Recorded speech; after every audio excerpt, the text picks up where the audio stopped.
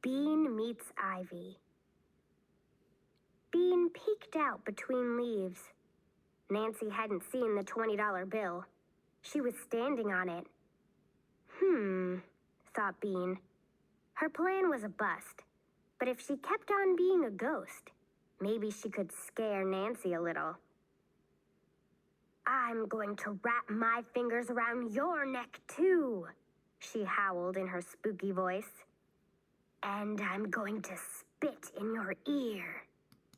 "No, you're not," said Nancy. She didn't sound scared. She reached into the bush and yanked Bean out.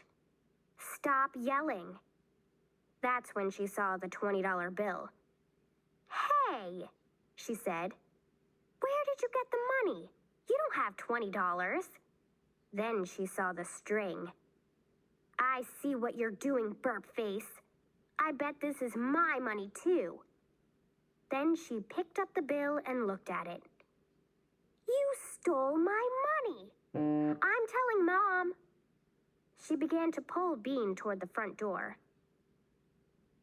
Uh-oh, thought Bean. None of her ideas were working out today. Now she had two choices. She could go inside with Nancy and face Mom, or she could run. So Bean fell over on the ground and started to wail. "My ankle! Ow, ow, ow! My ankle's killing me! It's sprained!" She held her ankle. Nancy frowned. "You didn't sprain your ankle, you faker," she said, but she bent down to take a look. That was all Bean needed. She stood up and ran. She ran out of her yard and around Pancake Court until she found herself in front of Ivy's house. "Ooh, you're in trouble now, Bernice Blue," yelled Nancy. "I'm going to tell Mom." Bernice was Bean's real name. People used it only when they were yelling at her. Bean couldn't help it. She just had to stick her tongue out and say, "Pfft." Then she just had to turn around and wiggle her behind at Nancy.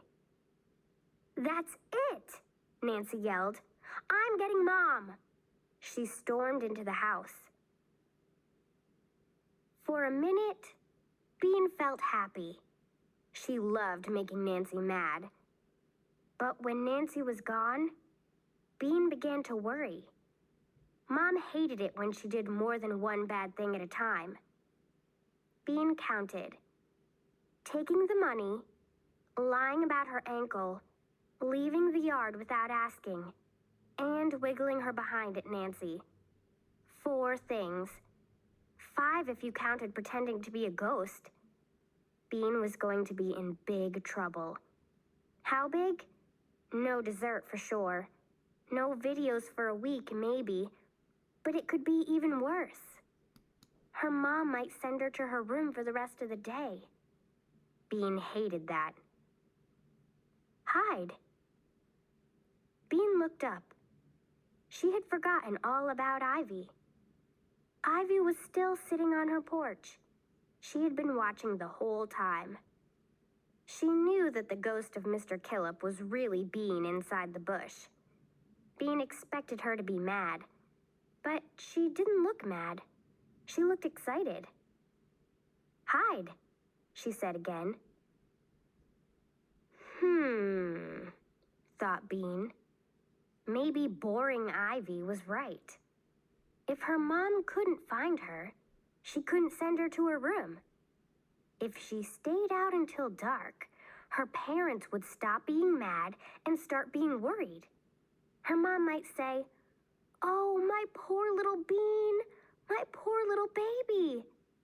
Then they'd be so happy to see her when she came limping home that they probably wouldn't punish her at all.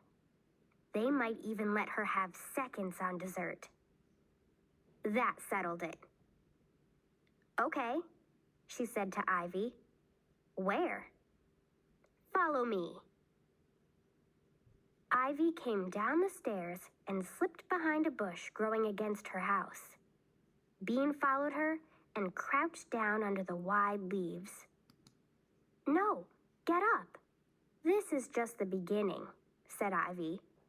I'm going to take you to a secret spot. This isn't it? Asked Bean.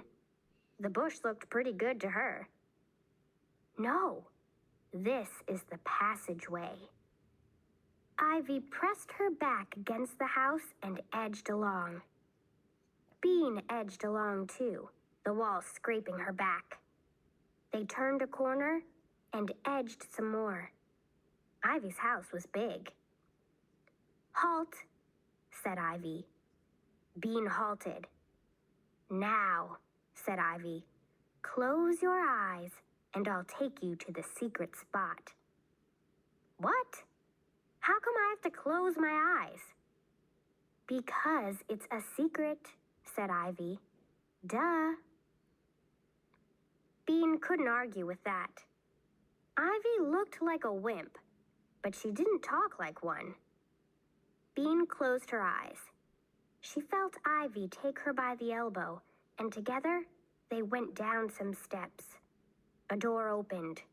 More steps. Cool, damp air blew in Bean's face. Then they went up some steps. Another door opened. They were outside again. Ivy was taking Bean through some tall grass. Shh, said Ivy suddenly. Bean froze. Crouch down, said Ivy. Bean crouched. There was a silence. Okay, you can get up now. What happened? Asked Bean. Spies, said Ivy. Bean figured Ivy was probably making that up. Now you can open your eyes, Ivy said.